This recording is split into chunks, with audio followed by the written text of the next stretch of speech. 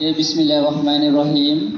Yang berusaha Dr. Badariah binti Muda, Guru Besar Sekolah Kebangsaan Kampung Baru Kuala Abang. Yang dihormati Puan Mariam binti Idris, Guru Penolong Kanan Hal Ehwal Murid. Dr. Nadia binti Muhammad Shah dari Klinik Kesihatan Kuala Abang.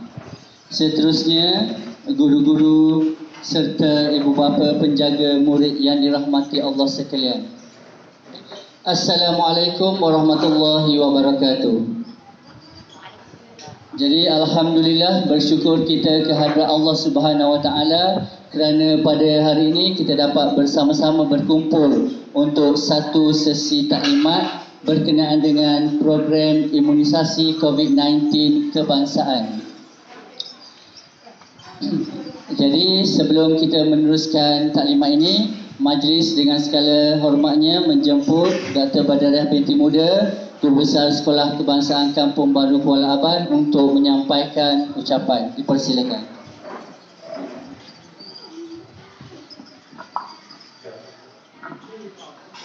Terima kasih Umi ucapkan kepada saudara pemudacara pada tengah hari ini, Sir Fazil. Seterusnya Umi turut juga mengalu-alukan kehadiran Encik Asri, Encik Asri kita, wakil PIBG. Alhamdulillah, terima kasih dengan kehadiran Encik Asri. Penolong Kanan Hal Ehwal Murid, Cikgu Mariam binti Idris, guru-guru dan ibu bapa yang dirahmati Allah sekalian. Assalamualaikum warahmatullahi wabarakatuh. Umi tidak bercadang untuk bercakap panjang, cuma Umi ingin mengucapkan terima kasih banyak-banyak kepada ibu bapa yang sudi meluangkan masa untuk hadir, walaupun kita jemputan kita secara kata, kalau kata gaduh-gaduh lah jadi ibu bapa masih lagi memberi kerjasama untuk hadir. Alhamdulillah. Jadi yang lebih penting ialah penerangan daripada Dr. Najwa. Kita nak dengar dah.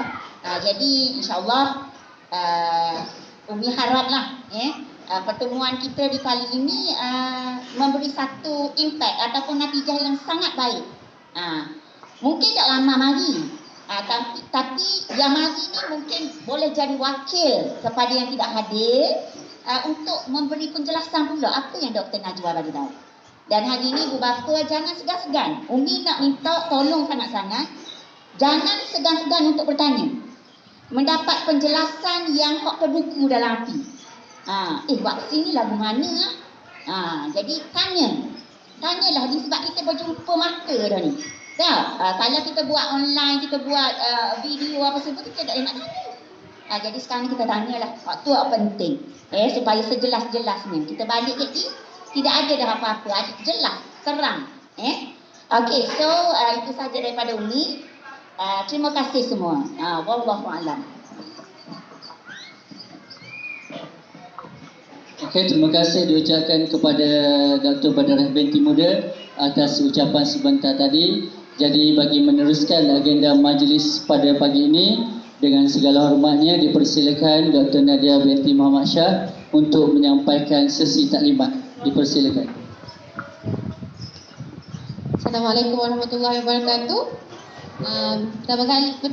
Pertamanya terima kasihlah sebab datang. Saya rasa dalam banyak-banyak sekolah hari ini ni yang paling ramai. So tahniahlah ni yang paling ramai ni. Alhamdulillah. Tepuk tangan sikit.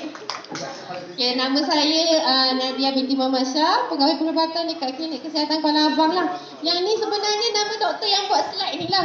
Nama saya pendek je. Satu nama je. Jadi hari ni sebenarnya kita nak buat sesi taklimat ringkas-ringkas sajalah sebab semua pun tahu kan nanti lepas 15 hari bulan vaksin ni dah kena berbayar dah. Vaksin untuk budak kecil lah, untuk orang besar macam biasa je kita continue free je Jadi kiranya panggilan terakhir lah, last call untuk ibu bapa untuk nak buat keputusan nak cocok ke tak anak. Rata-rata kat sini anak memang tak pernah cocok langsung ke? Ada yang dah cocok, yang remaja dah cocok, tapi budak kecil kita cocok lagi ke sana? Semua belum Ke anak tak sampai sekolah menengah lagi? Tak sampai sekolah menengah, muda-muda lagi lah. Kau rendah lagi. Jadi kita nak cakap pasal PIK. PICK ni maksud dia program imunisasi COVID kebangsaan lah, PICK. Tapi kita tambah KIT, maksudnya budak-budak untuk 5 hingga ke bawah 12 tahun. Ini pengenalan je lah, kita kena bagi tahu sikit. Tapi sebab saya rasa rata-rata ibu bapa dia bukannya tak tahu pasal vaksin, dia tahu. Tapi apa yang dia risau adalah kesan sampingan vaksin, betul tak? Bukannya keberkesanan apa tu, semua rasa dah tahu dah 2 tahun dah kita hidup dengan COVID kan. Okey, jadi sedikit peratusan lah. Boleh nampak tak? Kalau tak nampak depan pun tak apa. Kita ada 2 warna kat sini warna kuning dengan warna biru. Warna kuning ni adalah berapa banyak kita dah vaksinkan setakat 11 Ogos 2021 tahun lepas. Yang warna biru ni setakat kita dah vaksin 11 Februari tahun ni lah. Kalau tengok tahun lepas kita baru 9 juta orang kita vaksin. Cuba tengok kes harian berapa banyak, kes kemasukan ke hospital berapa banyak, kes masuk ICU berapa banyak, kes kematian sampai 300 orang sehari. Berbanding dengan sekarang ni, daripada kita start cocok sampai Februari, dah total 25 juta orang kita cocok. Kes harian memang makin banyak setakat Februari. Tapi kes kemasukan ke hospital, kes masuk ICU dengan kes kematian memang sangat berkurang lah. Daripada 300 orang sehari turun ke 10 orang sehari. Jadi vaksin ni memang berkesan lah. Walaupun ada orang yang dah vaksin tapi kena juga COVID, tapi dia sikit je, dia tak seteruk orang yang tak vaksin Kalau dekat negeri Terengganu, setakat 9 Mei, kita ada jumlah kes 32 kes sehari, tapi kategori 3, 4 dengan 5 kosong. Yang meninggal pun kosong. Jadi satu pencapaian lah. Terima kasih kepada ibu bapa, orang-orang besar yang dah vaksin. Kita dapat lihat efek dia lepas 2 tahun kita kena COVID. Sampai sekarang dah endemik. Ada jadi macam ni lah, kosong dah, telur dah. Kalau dekat Lungun kita ada 7 kes, tapi semuanya kategori 1 dengan 2. Jadi untuk remaja dengan orang dewasa lah. Okey, program imunisasi kebangsaan ni kita start dengan orang dewasa dulu. Fasa pertama dengan frontliner. Lepas tu kita start dengan orang besar dekat Dewan Aspirasi UiTM dengan Politeknik. Lepas tu kita continue dengan remaja. Lepas tu kita start dengan booster. Februari 2022 baru kita start dengan yang kanak-kanak 5 hingga bawah 12 tahun Baru je lah dalam 2 ke 3 bulan macam tu kan. Jumlah yang dah divaksinasi setakat ni, kalau orang dewasa 91% dah. Kalau remaja 93% daripada total populasi Malaysia. Terengganu. Tapi kanak-kanak total baru 7.9%. Beza sangat dengan yang orang dewasa punya. So memang kita adalah sebab tu kita nak naikkan peratusan vaksinasi untuk kanak-kanak ni. Setakat ni booster ataupun dos ketiga masih lagi belum dibincangkan lah, masih lagi dalam kajian Okay, PKIDS ni apa dia PKIDS? PKIDS ni adalah pemberian vaksin COVID untuk kanak-kanak antara 5 tahun hingga ke bawah 12 tahun. Kita start pada Februari 2022. Kita akan bagi Pfizer. Untuk siapa-siapa yang tak tahu lagi, kita bagi Pfizer lah ataupun Comirnaty. Tapi dia punya dos tu sikit lah. Kalau untuk orang besar kita bagi 0.3. Untuk budak kecil kita bagi 0.1 sahaja. Sebab budak kecil ni apa-apa pun kena ikut berat badan. Rata-rata budak kecil ni kecil, jadi kita tak boleh bagi banyak macam orang dewasa lah. Kajian klinikal mendapati keberkesanan dia sebanyak 90.7%. Jadi okey sangat lah tu. 10% je yang macam tak berapa nak jadi sangat. Mungkin ada sebab-sebab lain lah. Okey, setakat ni hanya Pfizer sahaja yang diluluskan. Tapi baru-baru ni ada lagi satu vaksin diluluskan iaitu Sinovac. Tapi kalau yang free punya ni memang kita bagi Pfizer lah. Tapi lepas after 15 hari bulan ni kita akan start bagi Sinovac. Tapi yang tu berbayar punya. Okey, PKIDS ni secara sukarela lah. Saya datang hari ni sebenarnya untuk nak bagi tahu yang last kali 15 hari bulan Kalau lepas 15 hari bulan tu masih nak cocok, ada lagi. Tapi kita kena keluarkan duit sikit lah. Tiada paksaan lah dalam cocok. Tapi kalau siapa-siapa yang ada ragu-ragu, yang ada macam nak tanya, sebab rata-rata ibu bapa ni kalau tak ibu bapa je, orang lain lah. Dia nampak cerita-cerita sensasi dekat Facebook, dekat WhatsApp, dekat berita, dia jadi risau. Sebab banyak sangat kabar ni yang tak betul. Jadi kita nak cubalah untuk nak memahamkan. Jadi kalau ada apa-apa soalan, ada apa-apa kerisauan, boleh tanya terus. Mana yang saya boleh jawab, saya jawab lah. Mana yang saya tak boleh jawab, bagi tahu kemudian, tak apa. Okay, kepentingan mengambil vaksin untuk kanak-kanak ni nombor satu yang paling penting untuk nak mencegah virus COVID. Virus COVID ni kalau dah kena kat budak-budak ni mungkinlah memang demam batuk sesama biasa je. Tapi apa yang kita risau adalah komplikasi kepada COVID ni, iaitu Multi-System Inflammatory Syndrome in Children. Kita panggil MISC. Yang ni yang kita paling risau, sebab kalau COVID nak kena, InsyaAllah tak ada benda, tapi bila dah ada komplikasi tu, komplikasi ni untuk orang besar tak jadi, dia jadi untuk budak kecil je. Yang ni yang kita paling risau. Kebanyakan budak yang masuk ICU, masuk hospital adalah disebabkan oleh misi ni, bukan disebabkan oleh COVID. Misi ni dia jarang berlaku, tapi bila dia dah berlaku, dia akan berakhir dengan kematian lah kebanyakannya. Gejala-gejala dia macam apa yang kat depan ni, boleh jadi demam, boleh jadi mata merah, bibir merah. Dia punya gejala tu macam demam biasa je, tapi cuma dia makin teruk sampai dah tak adalah budak tu. Yang tu kita nak elakkan sebenarnya. Kalau tengok ni, misi ni kebanyakannya berlaku dekat budak-budak antara 5 tahun ke bawah 9 tahun. Paling tinggi 64 confirm case. Ini dekat luar negara. Ini bukan dia dekat Malaysia, bukan dekat luar negara, dekat negara kita sendiri 5 tahun hingga 9 tahun. Kebanyakan dia jadi dekat bawah 1 tahun hingga ke 12 tahun lah. Yang ni paling risau. Dan kebanyakannya memerlukan kemasukan ke ICU. Bila dah ICU ni memang teruk lah masuknya. Okey, vaksin Pfizer ni dah lama dah diperkenalkan untuk budak-budak dekat negara lain pun. Jadi kita tak payah risau lah kalau kita takut macam kita ni dijadikan uji kaji ke, dijadikan tikus makmal ke, sebab ada je dengar bunyi-bunyi macam tu kan. Tapi sebenarnya dekat negara lain dah lama dah start. Dan even sebelum dia bagi dekat anak-anak kita pun dia dah start buat uji kaji. Kalau betul seperti selamat, baru dia perkenalkan. Akan betul seperti selamat lah dia bagi kat orang-orang biasa macam kita. Kalau tak, dia tak bagi kan. Okey, untuk kanak-kanak macam saya kata tadi lah, memang kita bagi jenis vaksin kombinasi ataupun nama dia Pfizer. Kita bagi 1/3 daripada dos orang dewasa. Macam mana nak tahu anak kita layak ataupun tak? Satunya anak kita tak ada. Yang paling penting umur lah. Umur antara 5 tahun kalau dia punya birthday dah sampai. Kalau birthday tak sampai, tak dikira lagi kan, dia kena tunggu. Tapi kalau contohnya, lepas 15 hari bulan, baru dia sampai birthday dia, itu boleh lagi free. Tapi mana yang dah sampai birthday tapi tak cocok lagi, itu kena bayar kan. Lepas tu, kena bawah 12 tahun. Kalau atas 12 tahun, dia kena kira vaksin biasa dah. Vaksin macam orang dewasa. Tak boleh vaksin kanak-kanak lagi. Tapi macam mana kita nak tahu kalau budak tu tak layak ke tak? Kalau anak kita ada sejarah alergik yang sangat teruk sampai masuk hospital, sampai masuk ICU. Jadi tu tak boleh bagi, kena jumpa doktor dululah. Kalau doktor kata boleh cocok, baru kita cocok. Okey, jadi dekat Dungun, anggaran populasi kita ada dalam 16,000 kanak-kanak. Tapi saya rasa dalam baru Dungun yang ketiga tertinggi lah. Baru dalam beberapa peratus saja, tak sampai 10% kanak-kanak yang cocok kan. Okey, isu dan cabaran dia macam biasalah. Kepercayaan, keraguan tentang vaksin ni. Sebab tu lah yang kita cuba bagi taklimat ni kalau nak jawab, nak tanya soalan apa-apa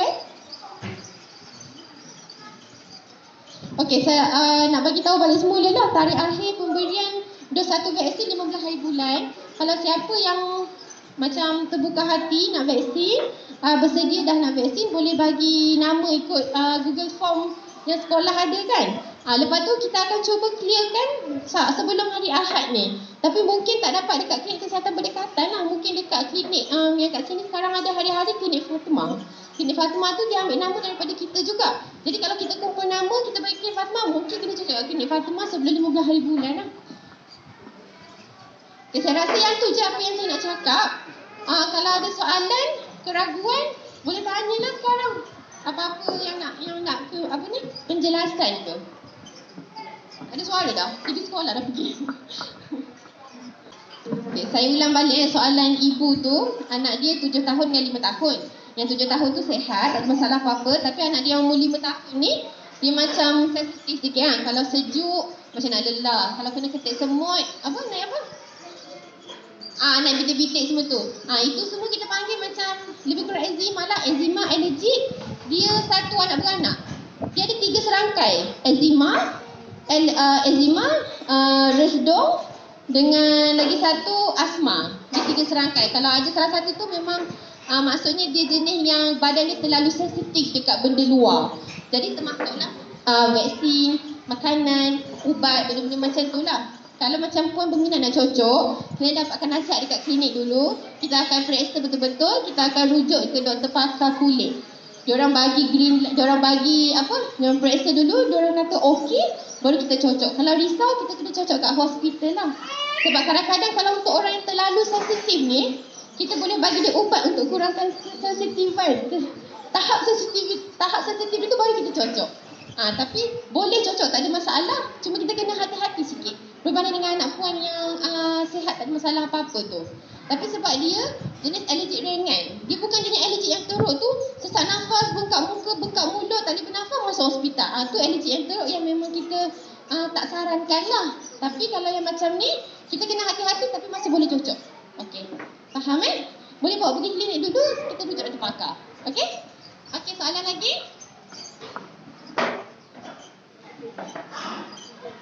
Kena tanya.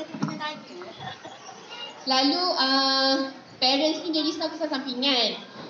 Dengan anak orang tu cocok kena macam ni, anak orang ni cocok kena macam tu. Saya tak nafikan memang ada kesan sampingan. Satu kesan sampingan ringan yang macam sakit-sakit tubuh macam kita lah, demam, naik gatal-gatal semua tu. Tu kesan sampingan ringan yang dia akan hilang sendiri ataupun dengan rawatan ringan lah. Yang tu tak ada masalah sebab dia normal. Macam kita sensitif dekat ikan, ada orang alergi ikan, ada orang alergi kacang, macam tu lah, lebih konsep yang sama. Tapi kesan sampingan yang berpanjangan dan teruk tu memang ada, saya tak nafikan. Cuma kita kena timbang tara, mana satu yang kita nak. Adakah kesan sampingan vaksin ataupun kesan sampingan COVID? Kesan sampingan COVID ada banyak dan peratusan dia lebih tinggi untuk kita dapat berbanding dengan kesan sampingan vaksin. Kalau ikut nombor dia memang kesan sampingan vaksin tu memang ada tapi sikit lah. Berapa dalam berapa juta. Saya pun tak ingat, dalam dia berapa peratus, single digit je lah. Dia tak adalah sampai puluh-puluh peratus macam tu berbanding dengan kesan sampingan vaksin. Kesan sampingan COVID yang macam saya kata MISC tu kan. Berapa ramai yang meninggal sebab tu. Jadi kita kena timbang tara mana satu kebaikan, mana satu keburukan yang kita nak. Macam tu lah. Tadi saya rasa saya sebut dah, dia bukan paksaan, atas kerelaan. Kita pun tak ada dah, yang kita kan endemik kan, tak ada dah kalau nak masuk kena tengok MySejahtera komplit vaksin ke tak. Jadi bukan paksaan lah. Kalau paksaan tu dah lama dah kita kata tak vaksin, tak ada sekolah, tak vaksin, tak boleh keluar. Tu betul paksa. Paksa tu masa lebih kurang dulu lah. Tak vaksin tak boleh datang negeri daerah semua kan. Yang ni atas sukarela lah. Sebab tu tapi kita buat berbayar sebab apa? Sebab ramai sangat orang bagi nama. Tapi bila kita dah datang bersedia buka vaksin, orang tak datang. Jadi pembaziran tu banyak lah. Duit siapa? Duit kita kak. Bukannya duit orang lain kan. Bila pembaziran banyak sangat tu orang macam tak serius. Jadi kita tak boleh nak macam tu, sebab tu kita berbayar. Kita start berbayar, bila berbayar ni orang dia serius sikit. Itu je lah sebabnya. Ada lagi soalan?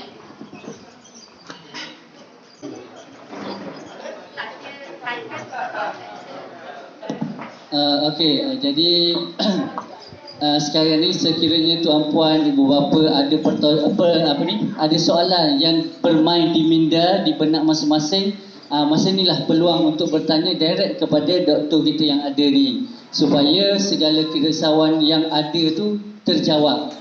Jadi diharapkan tanyalah.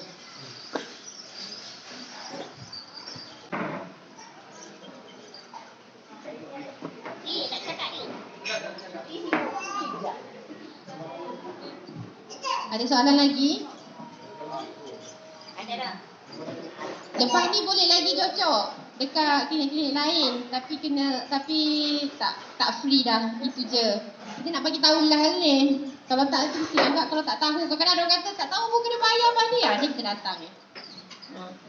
Kalau ada risau kesan sampingan tu tanyalah. Kalau kesan sampingan tu ada je dengar cerita. Sebelum ni sekolah-sekolah yang sebelum ni diorang akan tanyalah kesan sampingan tu KKM akan bertanggungjawab ke tak ke. Rawatan tu memang kita akan bagilah sehabis baik macam mana pun. Kalau siapa-siapa datang klinik datang hospital sebab sakit apa pun, memang kita akan cuba sedaya upaya lah untuk nak merawat. Ini kan pula kesan sampingan vaksin kan.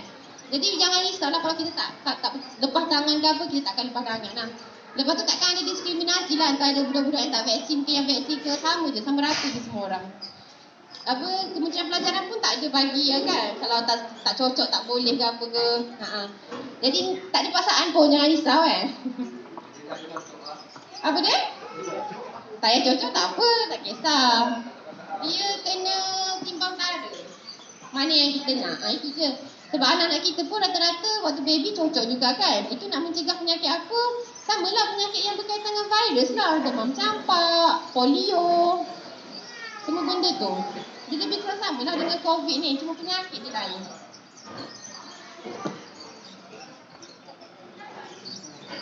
Kalau tak ada soalan lagi, saya serahkan baliklah kepada apa nama dia? Sir Fazil. Okey, jadi terima kasih diucapkan kepada Dr. Nadia atas penerangan yang saya rasa cukup jelas lah. Dia macam doktor kata tadi kan, lepas ni kena bayar kan doktor kan? Jadi sebenarnya sekarang ni dia percuma. Jadi mungkin lepas ni bila ada bayaran tu, kita pun sebenarnya tak pasti berapa ringgit kena bayar. Kalau yang free ni kita gilah kan. Tapi yang tu atas tuan puan lah. Okey, jadi selesai sudah sesi taklimat kita pada tengah hari ini. Dan pada hari ini sebenarnya kita ada satulah cabutan bertuah sebagai menghargai ibu bapa yang sudi hadir untuk mendengar taklimat pada tengah hari ini. Jadi untuk cabutan yang pertama ni, saya jemput Umi dululah. Sebanyak 5 cabutan.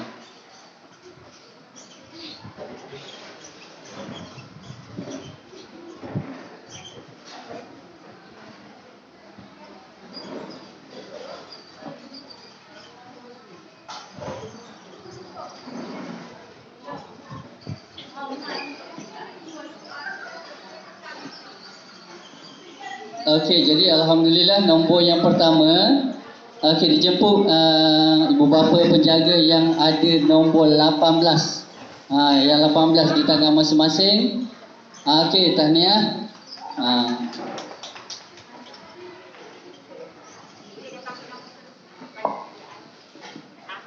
Okey, seterusnya nombor yang kedua. Nombor 3.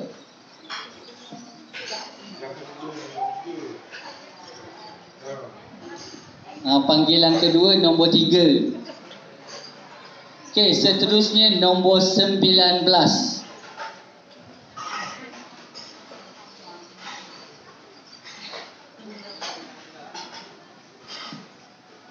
Seterusnya nombor 4.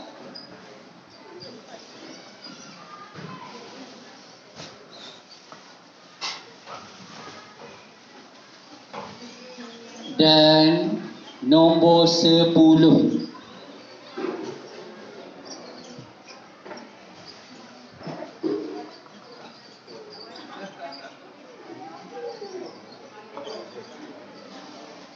Okey, terima kasih diucapkan kepada Dr. Badaria atas penyampaian cabutan bertuah sebentar tadi. Okey, seterusnya dijemput sekali lagi Encik Asri. Ada 5 cabutan.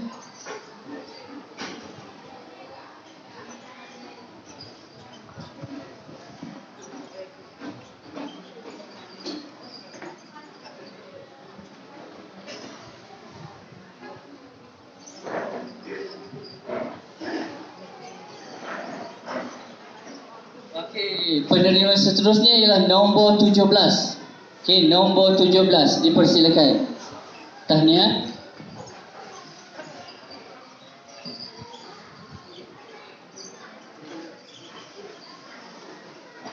Okey, nombor berikutnya ialah nombor 12.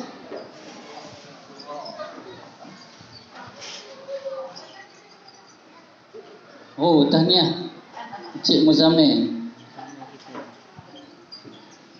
Okey, nombor seterusnya, nombor 2. Okey, nombor 2.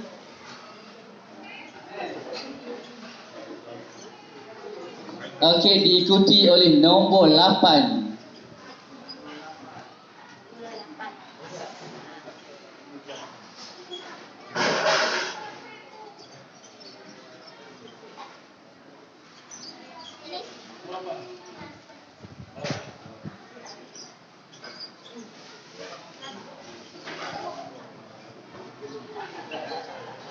Okey, tahniah. Seterusnya nombor 1. Nombor 1, tahniah.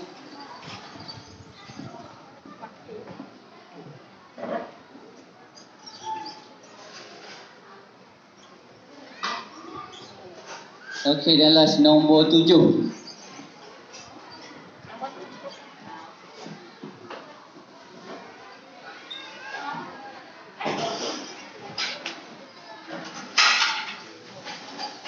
Okey, terima kasih diucapkan habis dah. Terima kasih diucapkan kepada Cik Asri. Okey, seterusnya kita jemput juga Dr. Nadia untuk membuat cabutan bagi nombor berikutnya.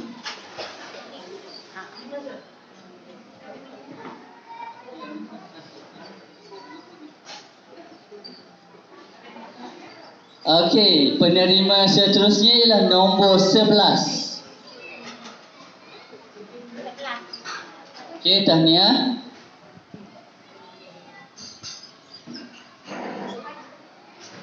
Nombor 13.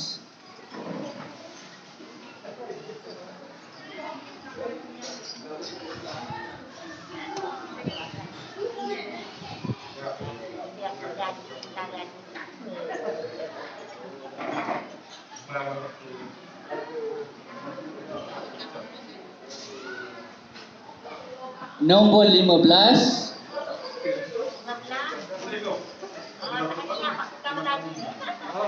Tahniah.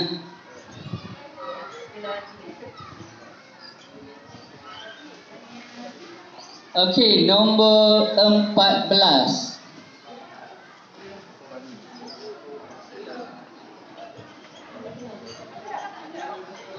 Nombor 14 nombor saya benar ni berapa? Dah kata daftar ibu bapa, tak apalah kat situ. Hak lain. Okey, seterusnya. Yang ni nombor boleh belaka. Nombor 6 boleh, nombor 9 pun boleh. Sebab ada dua nombor 6, 9 belaka. Tak apa, kita COD depan dia. Kita hantar depan dia.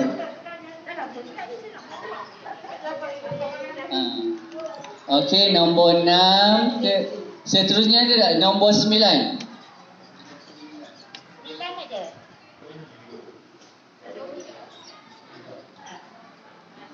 Sebab dia nombor 6 dengan 9 kan dia balik sama je. Okey, last nombor 16. Okey, dan seterusnya ada tak siapa lagi yang tak dapat? Kalau tak dapat, kita ada lagi sebenarnya. Dan untuk makluman hari ni kita bagi semua kepada hadirin yang hadir. Jadi tahniah kepada semua yang dapat hadir untuk sesi taklimat pada hari ini. Yang tak dapat nombor dia tak dipanggil tu, boleh dia datang depan ni. Okey, sila-sila. Ada kata sila 3 lagi tu.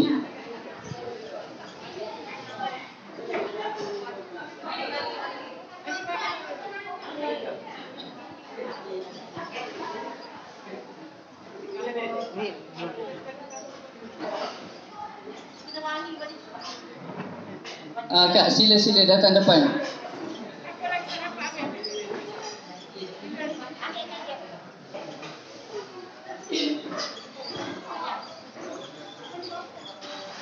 Okey, jadi untuk makluman semua ni ialah tanda penghargaan daripada pihak sekolah atas kehadiran kecaknaan ibu bapa sekalian untuk hadir ke taklimat kita pada hari ini.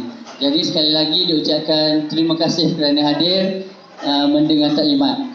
Jadi saya rasa ada lagi satu. Okey, ada satu lagi. ID ada.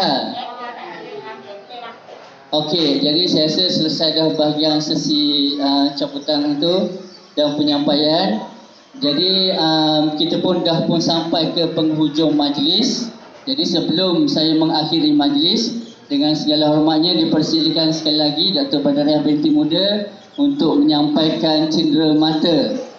Okey, tanda kenang-kenangan kepada Dr. Nadia binti Muhammad Syah.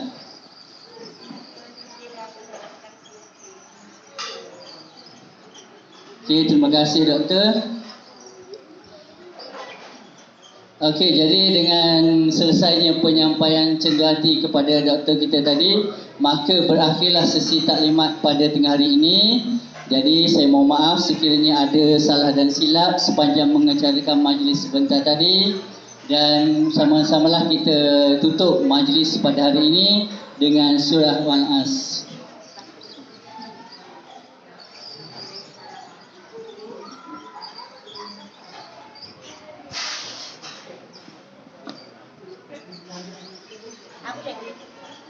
Okey, jadi sebagaimana dimaklumkan, ibu bapa penjaga yang hadir ni kalau ikutnya boleh buat balik terus lah anak-anak dia. Kalau nak buat balik terus. Kalau rasa nak ambil semula pukul 1 suku pun boleh.